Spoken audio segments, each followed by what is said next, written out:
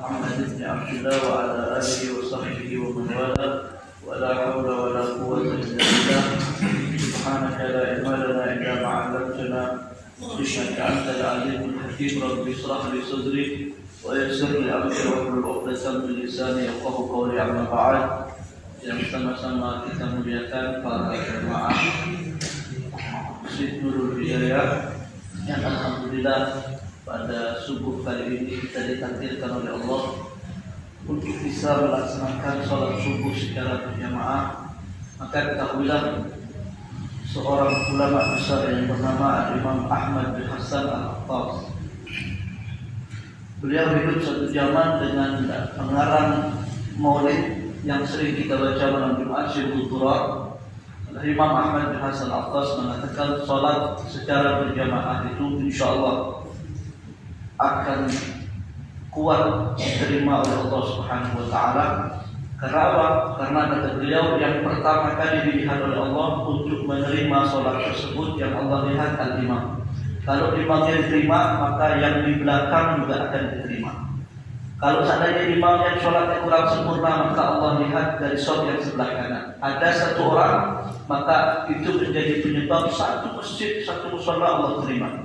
Dan kalau seandainya satu masjid pun tidak sempurna sholatnya, maka Allah akan menerima sholat mereka yang dilakukan secara berjamaah karena berkumpulnya mereka di rumah Allah untuk melakukan suatu ibadah. Maka mudah-mudahan kita tetap istiqomah bisa melaksanakan sholat subuh berjamaah. Dan apa lagi? Ya, kata Rasulullah, khusus pada bulan Ramadan, sholat subuh berjamaah atau sholat wajib yang kita lakukan beda sama pahalanya dengan hari-hari biasa. Karena apa? Setiap sholat wajib yang kita lakukan, maka Allah lipat gandakan pahalanya seperti kita itu melakukan 70 kali ibadah wajib. Jadi kita sholat zuhur satu kali, pahalanya Allah lipatkan sampai 70 kali. Seakan-akan kita sholat subuh itu 70 kali. Nah, kemudian kalau setiap ibadah sunnah, misalnya sebelum subuh tadi kita sholat qobliyah, ba'diyah tak ada di subuh ya? Tak ada ba'diyah di subuh, tak ada. Yang ada qobliyah di subuh. Nah, kalau ibadah qobliyah, ibadah sunnah, sholat sunnah yang kita lakukan, maka pahalanya sama dengan ibadah wajib pada selain bulan Ramadan.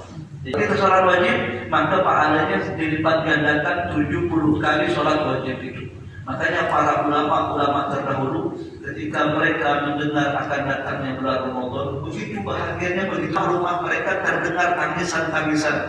Ya, itu orang dulu nih, kalau kita mau apa dengan kelemahan, tawa-tawa kita.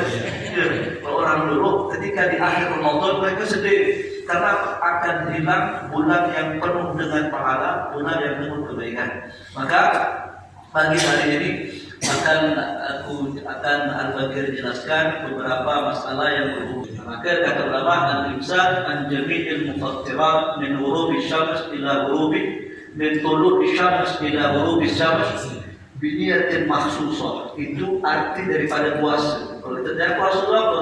Puasa itu menahan diri dari sesuatu yang terbitnya dari pagi subuh, nanti dari waktu masuknya sholat subuh sampai terbenamnya matahari. Dan ingat, tahan diri puasa itu harus niat, wajib niat. Karena untuk membedakan kita tak makan karena puasa sama kita tak makan karena tak ada puasa. Kita kan bisa tak makan satu hari lama. Apakah jangka puasa? Tidak. Kalau ada niatnya ya, maka niat wajib.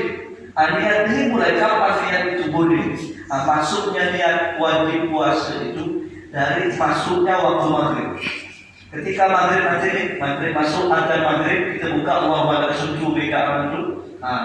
Ketika itu juga masuk waktu dibolehkannya niat. Jadi silahkan, Bapak habis buka itu langsung nawaitu shaumatin anda ifat. Dan niat dalam mazhab Imam Syafi'i wajib setiap malam. Kalau kita tak niat malam, dari malam tak niat. Kita sahur, tapi tak niat puasa dari malam. Jadi bagaimana? Puasa hari ini tidak dihukumi sah. Tapi ingat, puasa tak boleh makan, tak boleh minum. Karena penghormatan kepada bulan puasa. Nanti ada lebaran kita kobok. Maka niat wajib.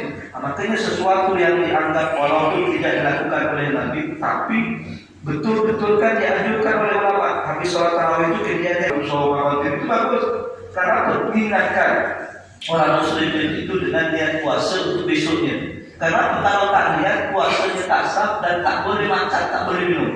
Karena apa? Penghormatan pada bulan puasa dan wajib qadha. Maka niat itu wajib. Kapan masuknya? Dari maghrib sampai kapan? Sampai sebelum waktu subuh. Ketika sahur dunia tak apa? Sahur dunia, setelah sahur dunia puasa besok tak apa? Karena belum subuh. Nah kalau sudah ada subuh tak boleh dan niat karena sudah akhir waktunya. Ada yang pertama yang berhubungan dengannya. Masalah yang terpenting juga pada bulan Ramadan itu, puasa Ramadan itu adalah al-imsak. Imsak itu menahan diri dari sesuatu yang membatalkan. Apa yang membatalkan sama ulama dibagi dua. Ada yang membatalkan pahala puasa, ada yang membatalkan puasa. Kalau membatalkan puasa berarti puasanya tak sah. Kalau membatalkan pahala puasa itu puasanya sah, cuma tak ada pahalanya. Ini yang membatalkan pahala puasa itu apa? Di antaranya yang disebutkan oleh Nabi dalam hadisnya. Apa itu? Orang puasa jadi bohong ya, waktu puasa itu sering bohong, duduk juga bohong, ngomong juga bohong. Itu membatalkan pahala puasa. Tapi puasanya sah. Kalau kita bohong pada Ramadan, puasanya batal ada. Tapi pahala puasanya tak ada. Contoh lagi, yang membatalkan pahala puasa itu apa? Al-namimah, ngadu domba. Jadi provokator, manas-manaskan orang luar tubuh. Nah, itu membatalkan pahala puasa. Di antaranya yang sering terjadi al-riba, ngomongkan orang. Ya, duduk kumpul sore-sore, ya, siang-siang duduk ngomongkan orang. Hal itu tidak membatalkan puasa, tapi membatalkan pahala puasa. Nah, di antara juga yang membatalkan pahala puasa itu ada dekat lebaran, dekat puasanya orang belanja biasa, para pedagang itu, ya, mulai itu, ya. Jadi bagaimana dia jual barang, padahal barang yang lain itu mulai jual, tapi dia sumpah, biarlah aku pakai. Wallahi billahi, tak ada pakaiannya kayak gini, satu pasar tidak ada, cuma sini aja. Padahal sebelah kebunnya itu lagi jual.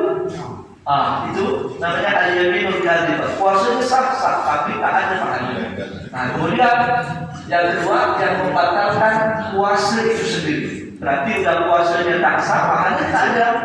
Nah, ini apa? Yang pertama yang membatalkan puasa adalah orang itu murtad. Kalau dia murtad keluar dari agama Islam, dia puasa ini. Ya, karena puasa dia melakukan sesuatu yang mengeluarkan dia dari agama Islam. Baik dengan perbuatan, dengan ucapan, maka seketika itu juga puasanya batal. Kalau dia puasanya batal, otomatis pahalanya tak ada. Nah, yang kedua yang membatalkan ini khusus perempuan haid. Kalau perempuan datang bulan, maka seketika juga puasanya batal. Kapan perempuan haid? Dia malam dia puasa. Sahur untuk sahur, pagi suci dia. Subhanallah, habis zuhur keluar darah. Nah, ketika habis zuhur, ketika itu maka batallah puasanya. Kenapa Ustaz? Perempuan itu kalau haid itu batal puasanya, tak boleh puasa, haram puasa. Memang pertama ada ayatnya, ada hadisnya, cuma sama ulama dicari apa alasannya. Karena puasa itu bikin lemah. Ya, bikin lemah kita punya badan. Haid itu keluar darah haid, umumnya perempuan itu melemahkan tubuhnya. Makanya jangan sampai terkumpul dalam suatu keadaan sesuatu yang melemahkan badan dua hal.